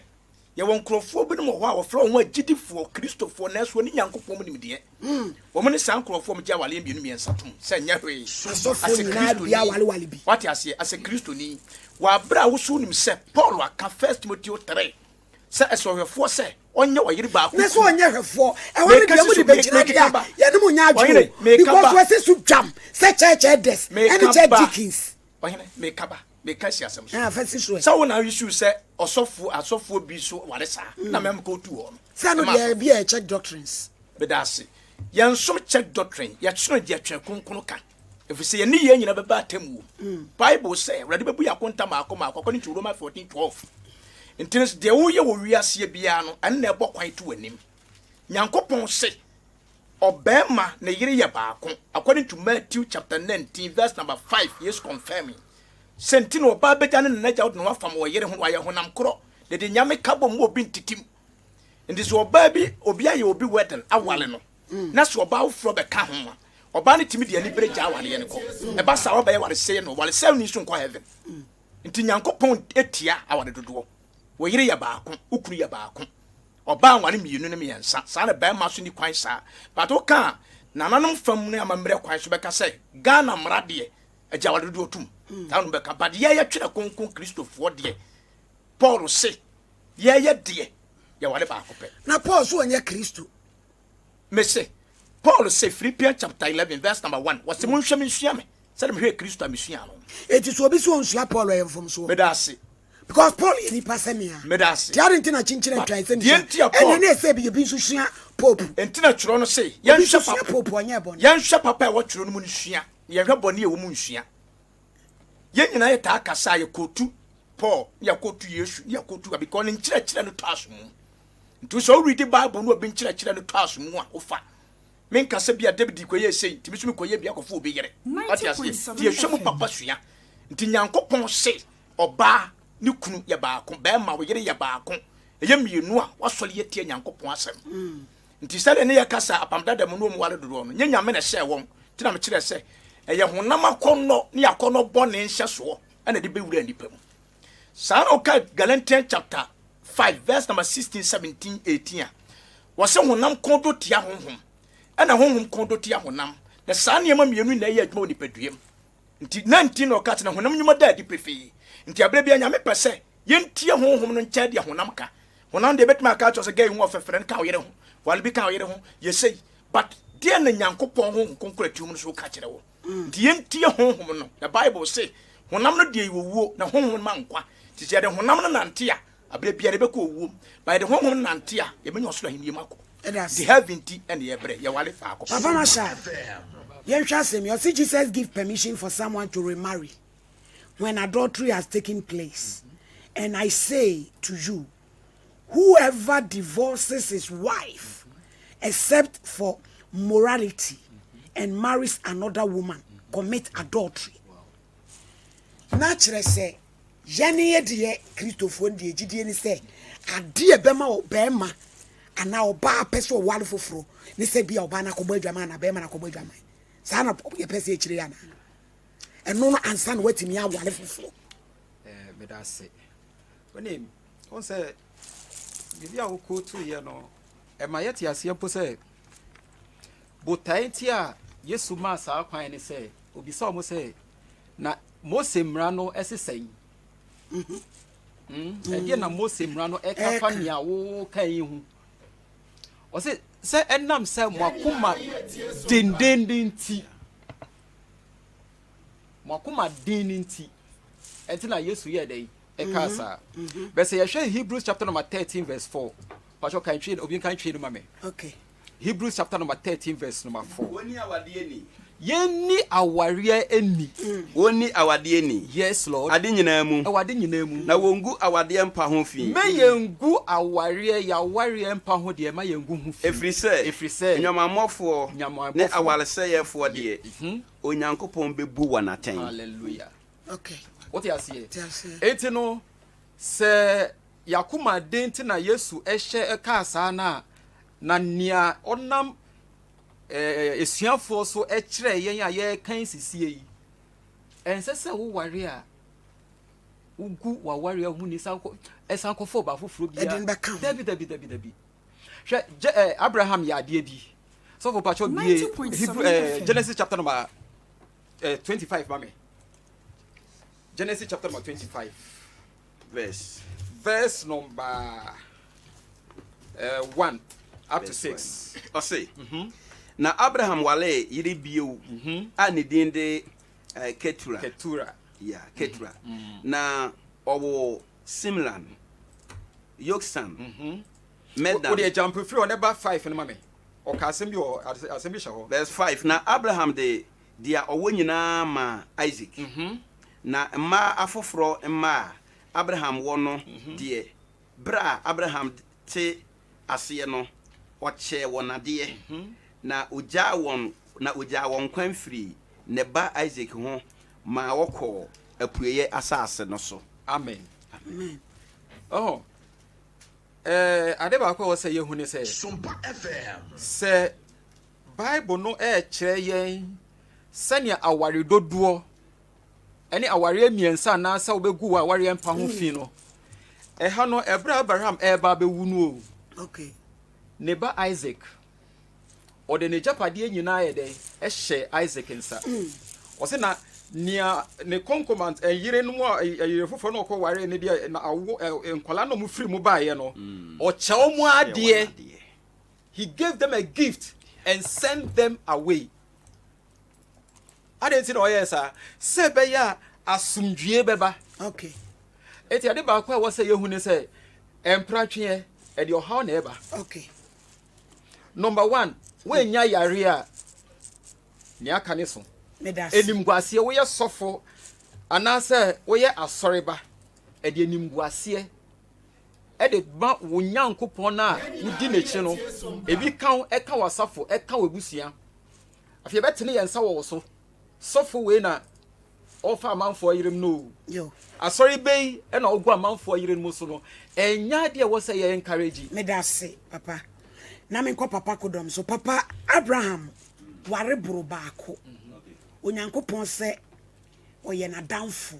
ya na wodo no yenhwe Galatians 3:29 wow na yenkan asem bi ho me kan na semo ye Kristo dia enie na mo ye Abraham asefo na mo nambo hye so ye adedifo ensu bi enti se Abraham awale dodo na ye Abraham asefo dia na Abraham wale dodo ni nyame buamfu na adane ye de wale bia ye ensese ye wade na wasa abekire me baabi ababrum obi wale dodo a 90.7 FM okay me da say me say ye hwe Genesis chapter 25 verse 1 to 6 na menuama ye kan sisi na ewo bribinti a Abraham hunu se me ma we ne me de me che wonade na mo magya pade na nkasa de e wasa me de ma Isaac a ono na ye bosheba no ono ye the real son ne mo wona waka na de we de o che wonade egya won kwan nti asem bi a ka kire ono ahunu se nia oyeye no na enye ohunu se nia oyeye no emfire wurade na etia enhyehyeye a onim se nanka eda ho ma no nti ono hu se otwafa akire no won de onka na japade no ho because eyema na wedi ade eyema na ye japade a ye won se ni hɔ a ye di akire gya won but the nam say we nim de enye mma ninti na ese se ebra wote ase no se be ya owu a ye ngi ni nyina mfiri won sam no wo che won bibi se be ya asetena no onye mmobo nti wo che won bibi egya won kwan na mu Isaac obi anim se on na ye oba eye neja ewale ne na amamre kwan so na wonna oye ne yere enti so neja Abraham enni hɔ a ajapade ne nyina ye ne de nti Isaac die owu ye no ye de ne nyina ama no na mom we no ma onye the real sons ne de wo che wonade egya won kwan nti mama e ka bibi kire yen say there was a difference. There was a difference. Yeah, Abraham asefo. Yeah. Munsu say leadership by example. Yeah. The odi e chire ni sua the odi ani munantie. Enti say Abraham asefo. Na Abraham wali bi ka ho. Onyame bu amfu no. Wo say ukura de oye madamfo. Wo he David de o say oye man of his own heart. Papa ko hwehwe manu fu nyina keka ka ho. Ya anye no hwi. Na me menya baako. Na me dia kodo nku ya baako nso tachi. Maye no ho ade amamre kwan so. Sebeya enne maame ne ho tutu no ame we nso betimi anu amaduane amame a hwese de meti ame kon ho twinti atwetwe me wie ne nti agya menya hantes ba ko no abone be ne maye na we no bone be ya na ewomu o mama nie mama me enfa ne menchichire nie David ye no abi say Abraham de makan wie Abraham de makan wie ama ye hu say ne ono aye no hu say na emfire awurade enam ne kwan mu enu nti wona wanye mma ne de woche wana de gya won kwan ne mo oba na oye the real son Isaac ne de hu say me ni ho mpo a ye de ne me nyina be den ebe manti na japade nyina no eye ne ba Isaac de sanse on na oye oba no ankasa ye hwe yem papa eye Davida upon say na awurade say oye the man of his heart no ne oye ye no kwan bi so awurade amfa anche no okofa eye nakoa eyere ene ne wo ye no abofra na awurade bo no ku no wan fara ma no na mpo enokra no ehun sunsuanso eba ne maso ode wo seye bi awurade de wo seye eba na busua so nti abofra na one nakoa yere ewo ye ofa nakoa yere even ma yekum na kono piepia na ma yekum no na ofa no no awurade amma abofra na ntena so o ma yekum awurade kun no oye odi muyada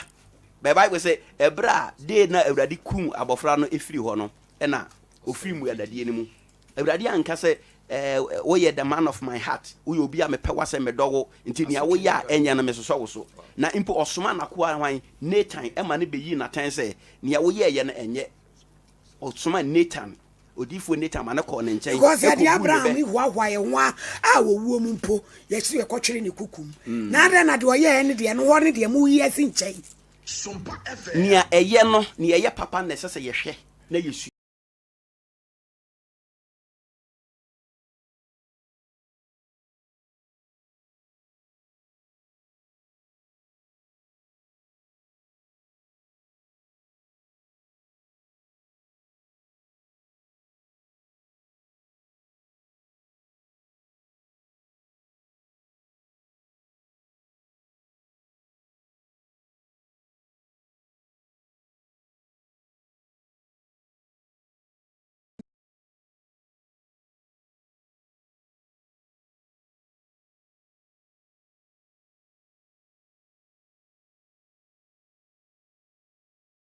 chapter 19. Wasi wenti na oba beja ne na ja de no akofa mo yire no aye honam kro enti na de nyame aka bo mu obnipa bia ditim enti obi a wan na yire amamre kwan so abusua gina tum nyame agina tum ye hira so ya bom paye esro so konkunu nyankopon tum ye guso ebi a meka sense no ya ne obra oba yi ne be ma ya bresia fa ansa no mudu di o madu na wiase so nyame boy na ma no ye nyina ho offense na wo de wa ho ofa be bitimi kunu na wo beta ma wale na wo wunti ebia na me kunani abaje ho ache me esa ho su ne ho dadwe ne ho atete ne baja wale na ma ho baba ya wale sefo me kobo nsam jim enti enu nti na enhia se be kompati obi aware ho me nyame so me de na me wale no na eboa ma me nkwaje ewie pe because ya nwu a ya nka asase so owuo ni atemu nti Hebrews 9:27 say da wo mo nipa so obewu ba ko ne wu acha atemu nti atemu ni nti wo sa me bo me price o Gyedie ni de nyame asem aka no me follow na me nyankwama me kra enu nti ne ni kwan sa me koto so Ubisami asanity. Sheikh, I say in some cultures, polygamy is accepted for. I accepted, for example, Islamic, Hindu, and even Christians. Countries, polygamy is a normal, a normal practice, or otherwise tolerated. But as you buy a hay no, and I could be a war. Just a Quran, dear, a sister jam. Sawa de dodo onyem from so e de ne ma Quran mu aware dodo okoyem from so because ade bia na ye be wono positive and negative adawroma said ye udi ka kan ye no ya me bo abaso no obi ware a anade bia obi ye na owi ase bia intention no ena be ma wadi for sir anase wadi bim actions are going to be judged by the intention anunti enkanchie no a kusuo no a wabo a wodi koye bibi no ono ena sade ne ye bone kura be manyankopɔ do mfom so akyɛw enti na wo kan sɛ ade na Abraham wakoye nyame adamfo ade na nyankopɔ bo David abaso ade na Solomon ewiase nyansa nyina de ɔsrɛ Solomon no ɔhena de ɔsrɛ bia nyankopɔ de man ɔhene ben na hene beduru Solomon ɔhene nipa nyansa ni ben na nyansa beduru Solomon so na adenti intention no kusuyo no anu nti yen se wa ware a me pesa me de me private ebatudwa but oba ma ware 9 so na meka say shake for I'm the first yeah yani ye call Saudi I'm the first yeah me ye bold efa nipa 4 so ana ababusa me kai yaw so de okonhani hwe ya de ware ye nyina me hwe because sebi nipa no nipa pemfirimu a ne ma me na afirim nipa no bia na tora bi etimi hwe abusua bi ensam bi ye wo mu a ya enye Islamic but could you believe say Ghana ha ye wo ekuo bi ana abusua bi ya amrantie no etimi ka wo mo ho bom ekọ atwe harvest ema no kwa no ne ko wo wi a ansa no awe dai abafie aba ye ne ho ade mimi chiri sade no kokoko in this case I can me pretend that be one mumu said be me change this attitude and it oh yeah that's I can for bia I can for you see ya wo a ya hwe ma ya be hwe wo faase mom rather than ya ma na se me ye buzangani a ana me ye kotokolni me bomo transfer me ba be ware akan na me de me hwa me wo faase me hwa me ma no to change it said the kind humanitarian so and so society no ye hwe society no environment no de ekoso wo mu enye fiti okonhani say Islam kra no in as much say ya wa pre program no e condition say ye wo medase e wona mpesa wo kire ya de condition said ye be ya obi alaji bia o go say mamenka so to speak you and so to speak ya mranti obi o se ma family no adenti o se me yi wa hene nti adenti o se ya mame ya ko hwe o hene o sabi o hene so wa land o hene so wa dom natives o hene so wa mra so ahana to da bia yene akan for kra yen take the difference between chief and king anase odikro ene o hene madam fo wa hene no de wa mra o wa hene no de wa wasase o ene obi firi ni krom no ba o friends say oba betra ba bia so ya woni asase wan fa asase ama ya edomo aba ha wo mu bedi wo mu pa nya wo dom so no akra mu dey say wo say me no on the appeal to differ say wo say me you are hinti me fa nipa numa na say nipa nan na say anase no conditions wo ho on the mrada ho na mom the me catch Christian ye nuanum Christian for so we Quran chapter 5 verse 68 was it قل يا أهل الكتاب لستم على شيء حتى تقيموا التوراة والإنجيل وما أنزل إليكم من ربكم وسي pastors fathers and monks Quran say Quran chapter 5 verse 68 was mudi mu pa na mom munwie payo agese mo de de what Taurat mu de Moses de baye and de Jesus de baye nyina ya dwuma so yeni nyame asem bibia be ye dada nyame asem enya dada bibia betwam nyame asem entwam enti yenhwe ewiase akuku damfo nyina me kire the success people no successful people no awa mo be wiase nyina ehimfo enimdiefo ne de keka ho opie ni ho a ya one practice polygamy enti ufi se sabi say ya no kure se nyankopon wo homo bro de menipa enti se me nso me ye nkanche se menya homo bro edi amenipa na ma ware akunafo ma ware enyanka yen eyi no na wade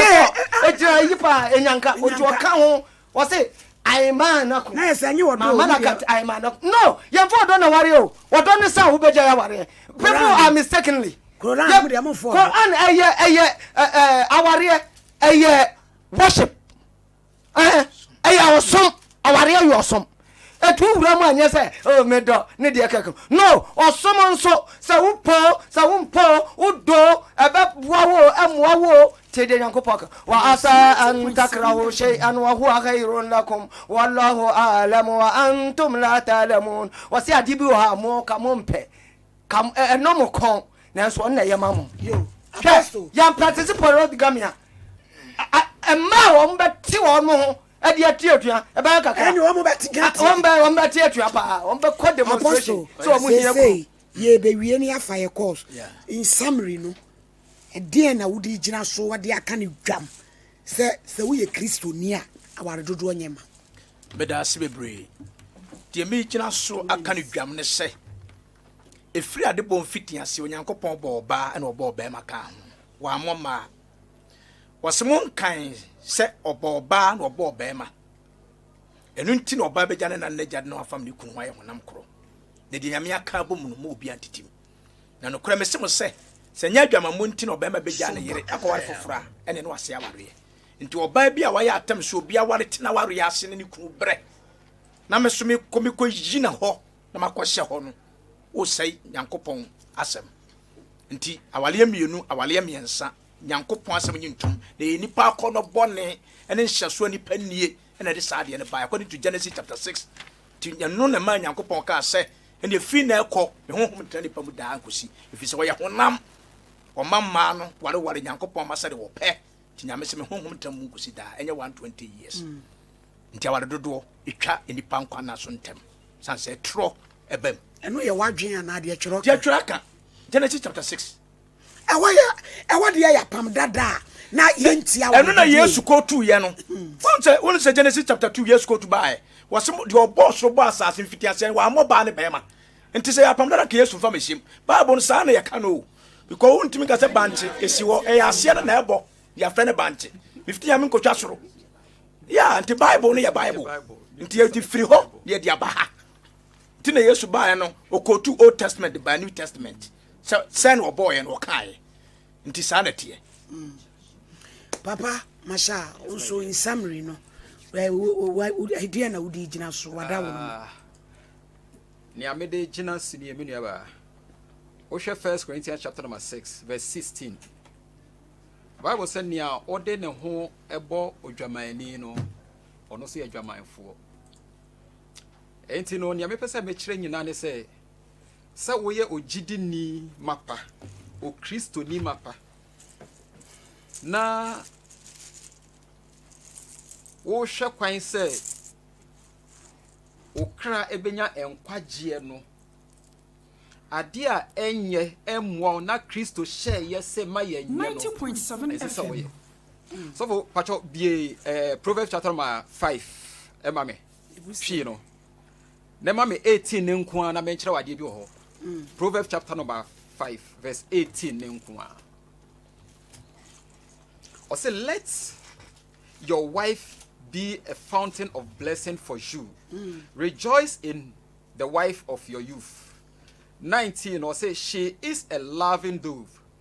a grateful deer.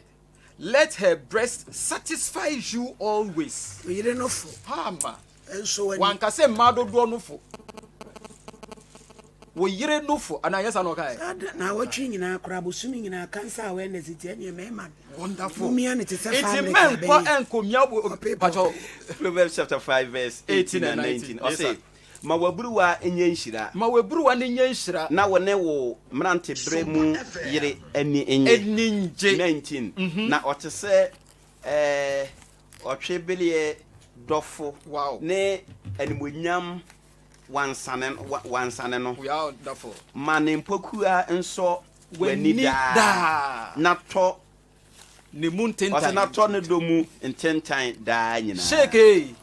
me to the mouth ma baba kono fu enya dey enso weni na to ne don tentan mu da ekoma ye nyina ade ba ko a enne ama ye di sa honem akono na chi ne say number 1 yentumi hye ye ho so say Christopher yentumi hye ye ho so eno na lead ye astray ye nia ensese ye no nti bible ma yete asese enieme bi wo ho ensese Paul say ensese ye bodin mpo yimu ewo yen Christo fiefo mu mpo but and what are we seeing? What is going on? Ni ebe hu nyina no 95% koso nyame fie atemu obi eda yeni eda se amen papa kodom yenwe say Mami Sarah and the two Abraham for say one foul bar and can papa ni jitum so baby catch any coon semira the person worry be a kame home and also from so ben why so we do bana jiatu nyame nshirawo emi say e wom so oba na kan ye de nanso obema na Abraham na oye eja oye tire no go Bible say obelema anase okunu wone oyede ne de nti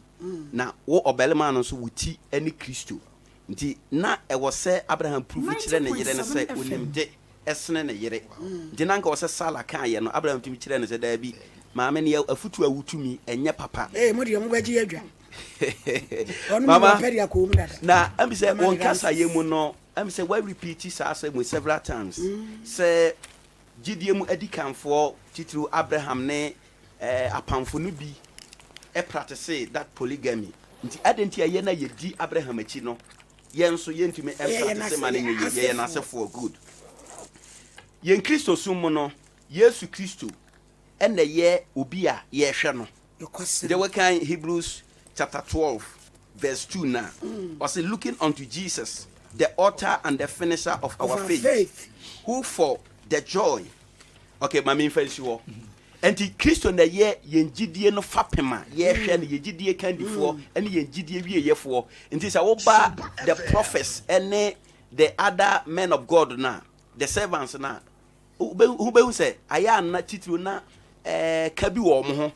mfonsuo bi wo mo ho because de na onye Kristo Yesu na mo ne na mfonsuo ni ne ho na ye ba akope ono ni Kristo Yesu nti esese ye Kristo suma kwantuo mu no Kristo Yesu ne ye hwe no die ntimi nka se osofo we aye we nti se ne Kristo na esi ye hwe ne de ade na Paul nsem a wokana ye di achi sania honhom ne de ma sania nyankopon honhom de ma no enene ne a wotwere ye because nye Paul so na ye fa wan tire bi amfiri ni pemu Bible say atwe nyina ye de afiri onyankopon honhom mu nti sania honhom ne nyankopon honhom de ma wo no e na wotwere ye nti anye won sama watwere ye di akire ne nkire se won ye di won akire demo enam se yo nyankopon wasem na twere no practice e na make Paul wasem e na make se on na twere ye no so ne ye fa ne so akọ da bi on na twere Paul ye ye ni pa individual te say on na twere be asem ne nye ne dia sania onyankopon honhom e de ma Paul no e na wotwere ye nti anye ono na ye hwe no nemo ye hwe Kristo Yesu se ye ka se ye hwe those prophets and what have you the be mfonso e na ma kire o say nia oye the only perfect one on Kristo kan say ene e be ya nka ene hunamaka obi munye se wono mamu walade na ndie mumpe e ho no de nye so ono ne ye na sem no ne ye kyro de a wo se ene ye nye so wono ye betumi a ye nye se wono de mo de atopa ye wa so no ye wa so on wale ye ye wa ye mpapa no Roman fathers nya de wo won wale to mo ye toto fo mo de ko she Roman fo Roma father on said we are Paul asema waka ye no. Te one the Roma fathers in Eddie asem no. Paul asema wa sese mu betumi a nti se obi wale a enya mfonso. Obi an wale so a enya mfonso. Ni mienu no bia na ye jetum. Nti se obi ka se on wale a enya mfonso wale so enya mfonso. Summary me want to talk for my summary na the me can summarize no my both Bible any Quran. Yesua de Eji tumu se Nyankopon se ye medore etese mpo ano anu ni oba ba ko ene nam no so be ma ya dore die di kan no obenyansa ni ye bunu be yankana se die to so mie no nso ene se both Bible and Quran eji tumu se etitirofo kuku damfo no nyina Nyankopon recognize wonom a recommend wonom omu nyina ye polygamist omu ware dodo mama mesro ne chief eken no se tro no kan se yenwo na yendole se mpoano anwe a Bible na nka se yenwale ema dodo na yenam saa ye so yen de yen Bible no ka sa some conclude dey no aje we ka sa dey come so ombo Bible ni di eka bibia na yen jintu me wo se ye kanta Nyankopon boy ye se ye metoa na body abodie eso etimia so epatase ye bo ye mongu na emo ye monyansafo na ye mo atitrofo na ye mo entity ye pabata ho a me fi se Nyankopon kura gitum se wode ye ba ho ano ho ache papa ye ka tie di a kira mo me ya Genesis ni ye friends Old Testament New Testament no ama ye two examples it no yen ya ye tiase enne no Genesis messages ya no mo ni akandifo what you say no mo obi ahwe ne so Moses no papa mo me sina Moses na fama be ya na omo sie free Old Testament nti yen ni any option say near Old and New Testament try ye no papa masha ya ma frefo ni mrem no mo bu be fu ye pa asampetia e kwase eponkase so ana we yanko eponkase so yankai messages kakra we free akrokere junior Thierry was a fantastic news by our standard radio patcham new news asem and ye kan ho asem no na Bafo Steven also I like this program na nije ho ya piano Ghana say this is Clinton at Nkransa Health Center great program big ups to Oyini Adazwa the panelists and the entire production crew more fire adamase papa ebi kusua there back 05 obi gina so line no way hello. Good evening, Pacho. Didn't baby akase free. Ye too, Adaroma. I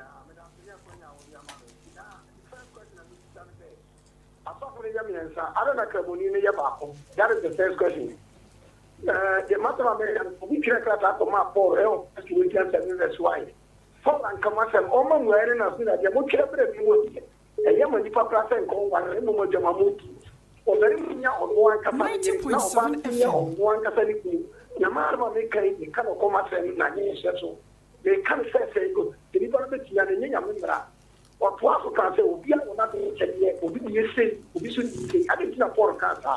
You remember you wow, what is the intimate what you basically yes on worry. The who shut a Yamayan. And the two also are the basic on Jano boy coming. Yeah, that's it. Baby. Hello. Hello. Hello. Hello, good evening. Good evening, Udini baby Akasefri. Abdul Malik. Yo, Abdul Malik, salamu alaikum. Salam. Yankoi. Pacho, media is a program in the Mova. Sompa FM. Na, one myself for the family, and Sana, a shake in the And you die by a yable, ye pe shake in the Aka, who send you also the boy, a boy. Pacha. Yeah, that's it. So full. Hello. Good evening. Good evening, my dear Udini baby Akasefri. Me pacho make us free him my mediane episode. You never say Yankoi. Me pacho radisham name program yamui a come up and be now me person bisa as for the say a bra Paul na so ka say emma eni asori anim no omugituma emma so di animu ana say emma eni animu because I'm say and some so mo wale do ni apam dada dia eni emma na no na edom eni preach no ya na say enye yo da wo free be ya no yempese be ye be free adwumadie no ko ya no pe na ade na dane ti yesrem bebre hello Pachodin baby akase free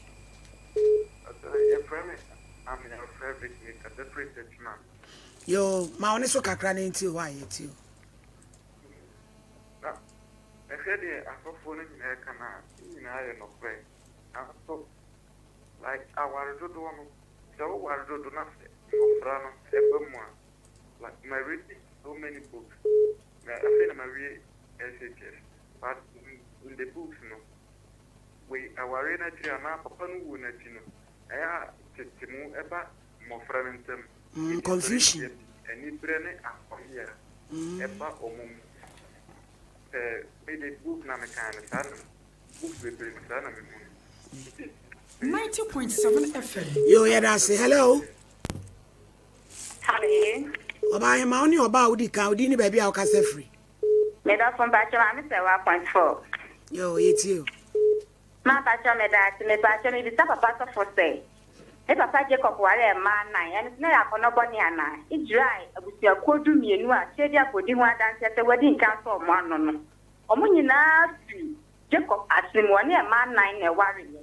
It's the design papa to on cham ya busia ko ba ko ya ko podi ho adanse te wa so mo ano a. E yo baba ko a o cha ware na wo ware wo. Apostle. Enya me ye pon na ye mo ye sen. O be ye pon ka to obi aware ba. Na he was impotent.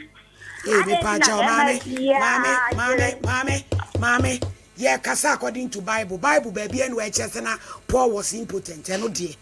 E me two foot room ye e pacha bebre. Hello. Sompa FM. Hello. Yesua die. Enti asem no a wo ka no enye based on Bible or Quran. Hello. Hello. Pacha odin baby akase free. You're from Osman, I'm a cassette in person. You Osman, yeah, me friend, I saw from almost canning crata will be a biennial. Me never be potia, almost supi. So, or two phone and coupon, so a Pierre or Boba, the account on what 2 million coupon. The only thing I can be which is saying, and I am Adam, or Boba, can or Boba Adam, your brain and coupon Adam, no.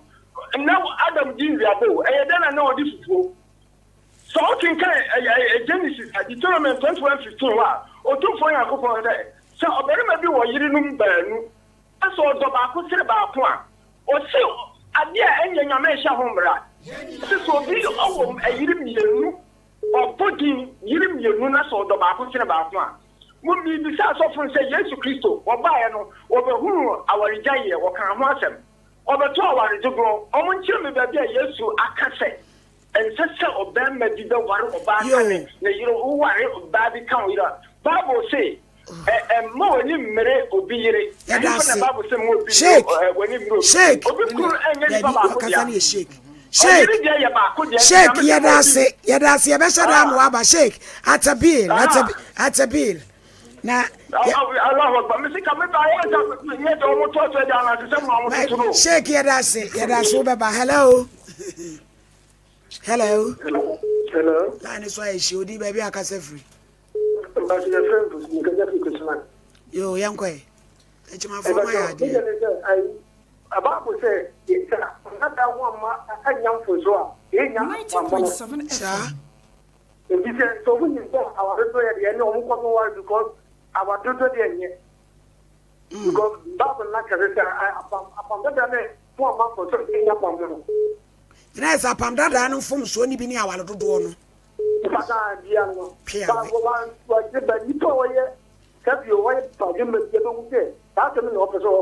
Yo, yeah, that's Udin baby. I can free. Hello. Hello. Udin baby, I'm free. Ebacho, yes, friend, Quajo, no, I'm trying 1.4. Yes, you. Ebacho, Joko Passamna, I call us some more can call the town or church asam. No impotent. Me pacho sa asem no de me nyi ntum agire wo ko tu ba bi o ka ase na po ye impotent me pacho ti we ni friso hwe ade aye ye ne esua ade enti e ma me ka asem a enye no kore e medidi ni patem sa asofo na etia na ye impotent asem be na apesa wo ka no osi omo ya we se de ye nkasa sa ye ka asem a biblically jina so baby krona ya churo shechei okotu Quran asofo enzu kotu so de wo de a be kotu emeka se na Paul e impotent a uni nyina so bia hello assalamu alaikum maalaikum salam yanko ma FM Adam masa mu sene se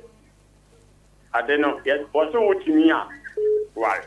wutimi a jai enu ye Quran mu ana anu de anya sportsman waso wutimi a wali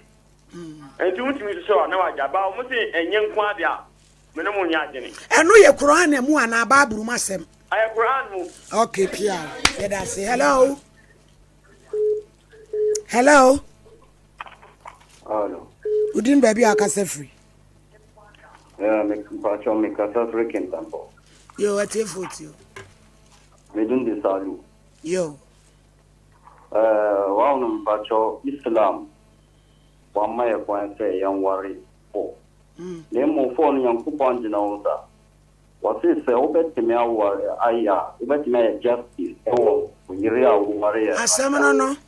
wari be phone ne mo wonim se wontimi nya justice indie wari ba usoli a yire ketu adem na wo hye na no kwa na wo wo no ena ma me phone fu stay na ne asetu de wo mu su a ni nyina so ba kola ni tia ne ya wusuo mu nyina bom hello atia kutum hello 90.7 hello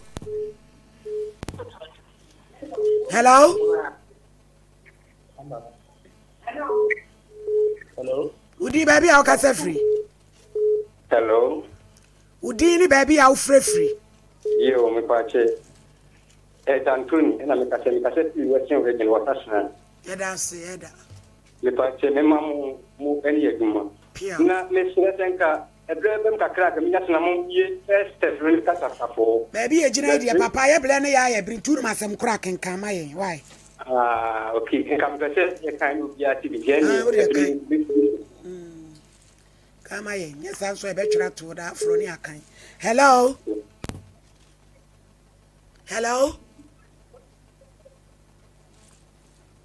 ujina so mon kasa hello Sompa FM. Hello. 0598944944 0598994994 na yebre no yebre ni enso nkoda na ochine nkoti ntombula so wabusia hello Mira udini baby are free me pa cho ma yente o ne so kakra wai na se baby a wo kasa na yente oda wodoma eja ma woni so ma ye wai ye pa cho hello udini baby akasa free yo me pa cho ma da ya femo Osman Ali me katabiri ngoko yo yankoi yo ma me da pa ne do pa mu Mami mtacho mtaje kubisha ya topo ni se. Ya musi Yesu Kristo achiu. But ni munya kutesi ya mama Bible si Yesu si ni ngwari mimi. Bebere ba mo kankan. Kan yo Paul no ka for Yesu Yesu. But musi Yesu Kristo achi. Na de na mutu kate ya for si abati Yesu si na Paul si. Paul no te yo osmako. Kristo achi no no ba de kan en so no osmako. Utumia kwa kodi bidia mse po but ya kitu yo kaya ni nyote mu before kitu akata kaya no mo je filo mu por ya shehu the one me ya to na ka me kris ya jasi say you to see if you don't mu ni dilechi da mo say yeah that's it hello Hello. Hello. PSA Poma say, and yes, say, I will do one. Name mom so be show me. The binu wale my ayo mo basa.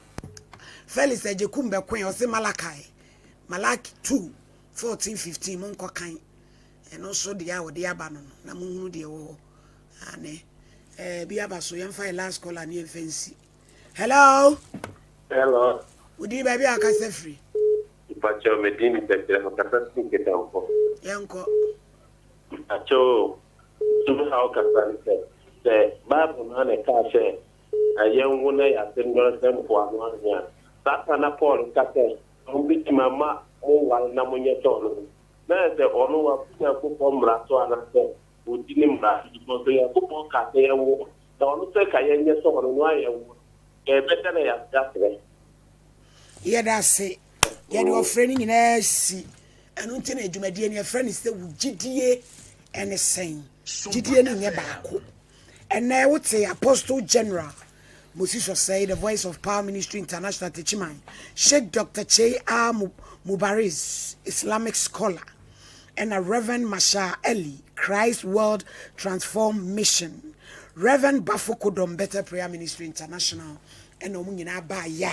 Yebesu so adwene, near wati, where si ugina ye,